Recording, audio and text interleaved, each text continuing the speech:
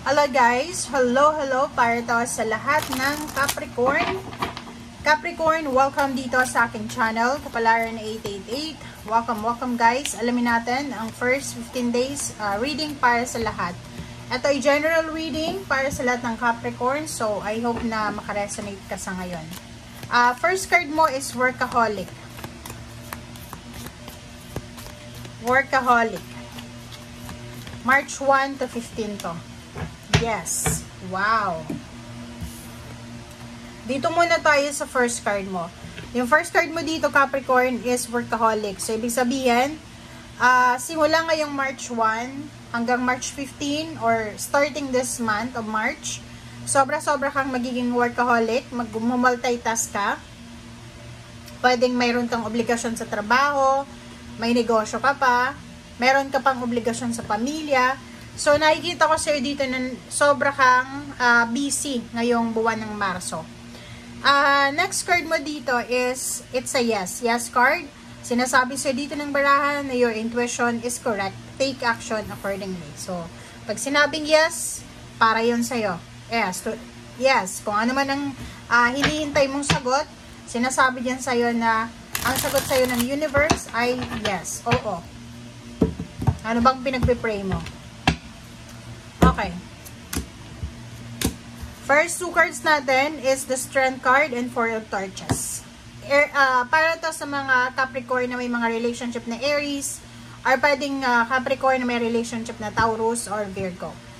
Nasa energy mo yung money, but minsan, 'di ba? Like for example, may pera ka, hindi mo masyadong nakokontrol yung sarili mo sa paggastos. So, dito sinasabi ng baraha, simulan mo ngayong March 1, yung pagkakaroon ng strong determination talaga na makapag-ipon ng pera. Sinasabi ng baraha sa'yo dito na kung mag-iipon ka ng pera, simula ngayong March, sinasabi dyan sa'yo na magkakamal ka ng limpak-limpak na salapi 4 years from now. Or in 4 months from now, or 4 weeks from now, meron ka na money na pwedeng, kumbaga, yun nga sinasabi, pag may isinuksok tayo, may bubuno tayo. So, in 4 weeks or 4 months, may pera ka na posibleng makukuha. May pera kang posibleng madudukot. Okay? The Star card. And then, wow. So, nakikita ko sa'yo dito, merong sa inyo na Capricorn na meron kayong ultimate wish or demand para sa sarili mo, goal sa buhay mo na posibleng mapagtatagumpayan mo yan. So, it's a financial wish na matagal mo nang tinatrabaho, matagal mo nang sinasacrifice, parang ganon, ang posibleng magkakatotoo. So, simula ngayong March of 2025, sinasabi ng barahan na kung talagang decided ka, motivated ka na makuha yung financial wishes mo, work for it. Okay? Okay, the Temperance and Princess of... Okay, so sa ping pera naman, doon sa mga Capricorn na nagmamadali kayo sa promotion, nagmamadali sa salary increase, nagmamadali kayong makapagpatayo ng bahay, nagmamadali kayong makabili ng sasakyan, ang sinasabi sir dito, Temperance, dahan-dahan lang. Okay? Huwag tayong magmamadali kasi wala tayong makukuha, wala tayong matatapos sa pagmamadali. Much better, dahan-dahan lang, pero umuusad. Okay? Three of Cups. Wow! So, nakikita ko din sa'yo dito na isang selebrasyon ang posibleng isa-celebrate mo. Bakit?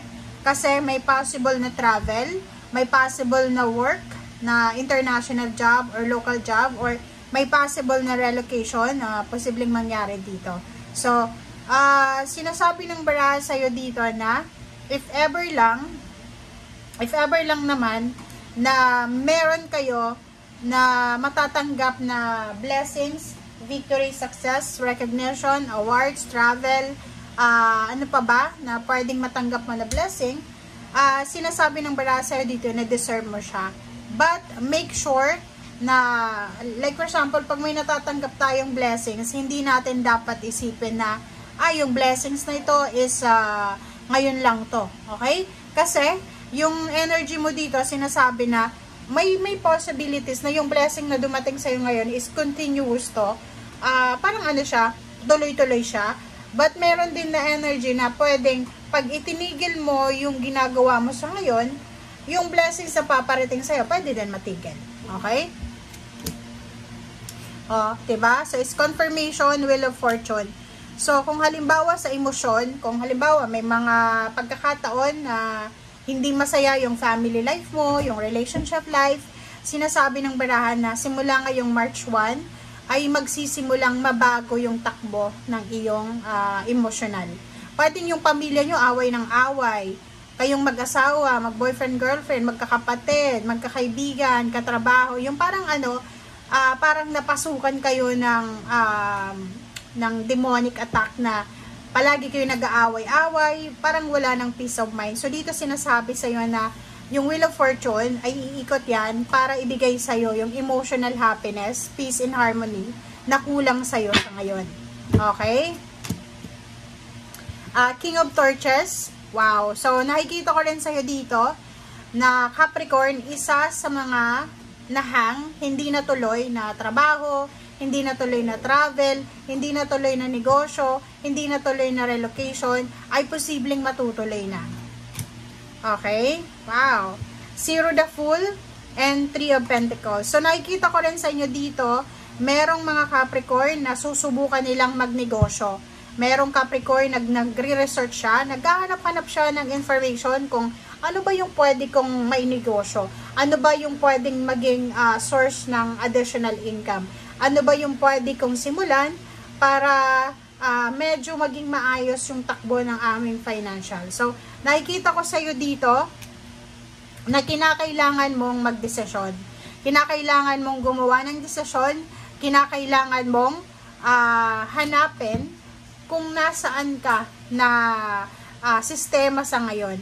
Seven of Torches, sinasabi ng bara sa'yo na may kailangan kang ipaglaban. Ipaglaban mo kung ano yung alam mo na para sa'yo. Kung alam mong deserve mo itong blessings na to, bakit hindi mo ipaglaban? So, Seven of Torches, ihanda mo ang sarili mo para sa mga incoming blessings, incoming challenges, incoming obstacles na pwedeng yun yung magiging dahilan para makuha mo yung perfection sa buhay mo. Pero wala naman talagang perfect na buhay.